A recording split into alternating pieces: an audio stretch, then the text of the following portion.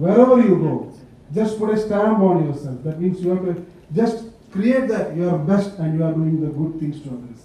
And that inculcation and that kind of knowledge and inquisition should be in your mind.